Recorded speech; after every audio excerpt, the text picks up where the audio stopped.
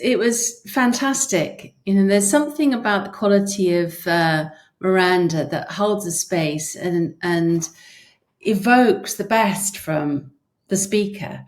So it's wonderful to be able to just turn up and have a really great thought-provoking question and be able to respond to it. And then Miranda also picks on the threads of the conversation and draws out even more, which is a very interesting process to be part of.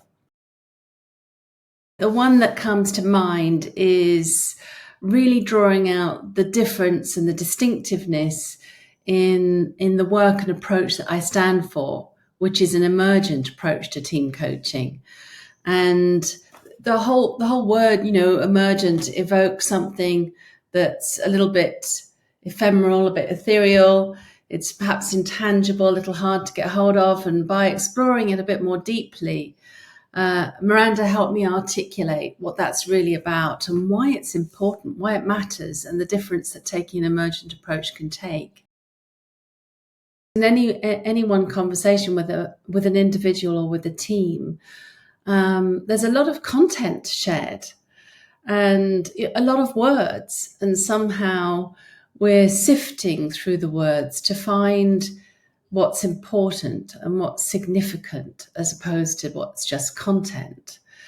And whilst that sounds simple in a way, it's much more to do with an energetic and a felt sense. It's about human connection. When Miranda's holding the space, she's incredibly present. She's with you, listening deeply, and listening for where there's emphasis or energy or something that requires a deeper exploration. So it's very attuned listening to be able to discern what's peripheral and what's really central that warrants drilling deeper into. Over the last 5, 6, 7 years, I've got very used to being on camera and speaking. It's not my natural home ground. In fact, as a youngster, I would never have imagined myself ever doing this sort of thing. I'm much more of a backstage person, but I have got used to it. The difference is that a really great conversation and exploration is co-created, is generative. So it's there's a question that I'm invited to respond to that might be different than I would speak just of my own accord.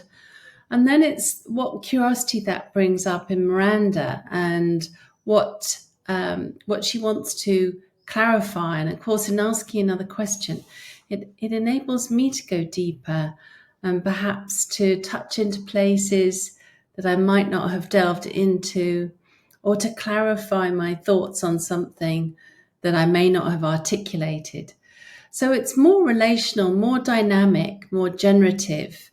I find when I'm talking on my own to camera, it feels a little bit more scripted, a little bit more perfunctory or transactional. There's definitely a difference that the relational aspect of it makes that's really significant. We respond to each other, and human beings read signals from each other.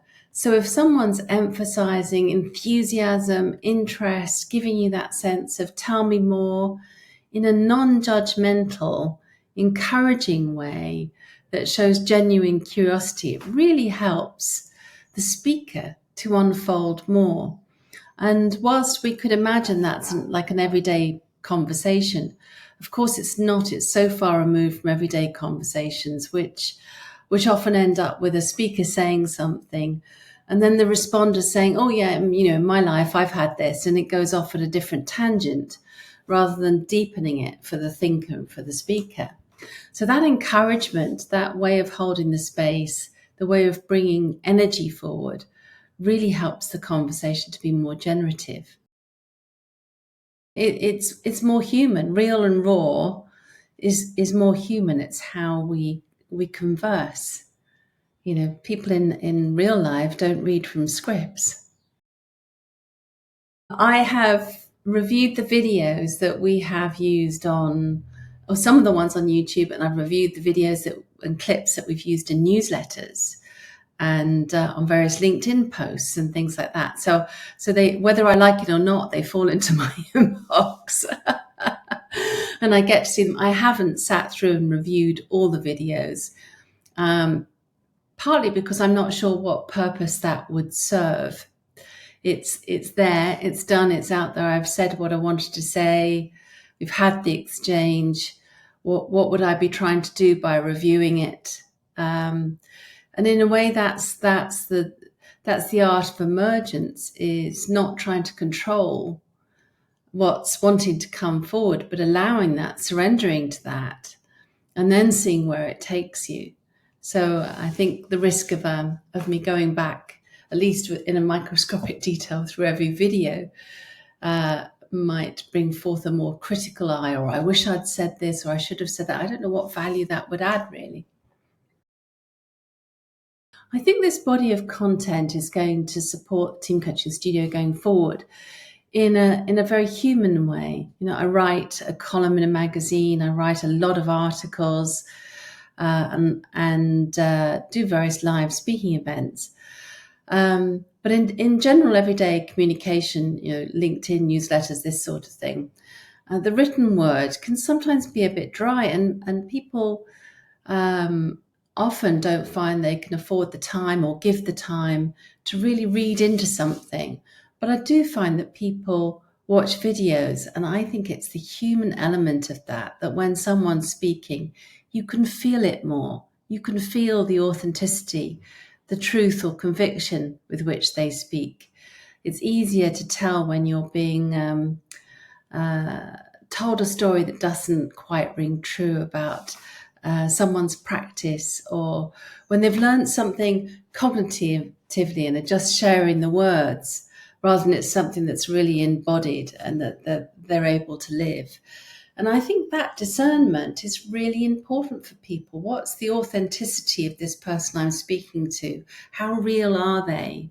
Or is this just spin? Is this just something created by ChatGPT or another AI media? Is it real? And in a world that's getting more automated, and where other tools, AI and stuff, are creating voice for us, I think in a parallel universe, it's creating more desire for authentic human contact, and to answer this question of, is this real? Is this real?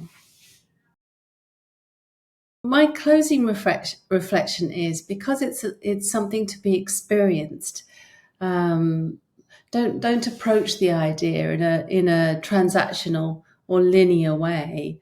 Perhaps create an opportunity to have the experience, to go beyond your concerns about being recorded, or not having anything to say, and just live that experience and see what being with Miranda in dialogue, see what it draws out of you. And you may discover some extraordinary things about what you think, your value, who you are, and what you've got to offer the world.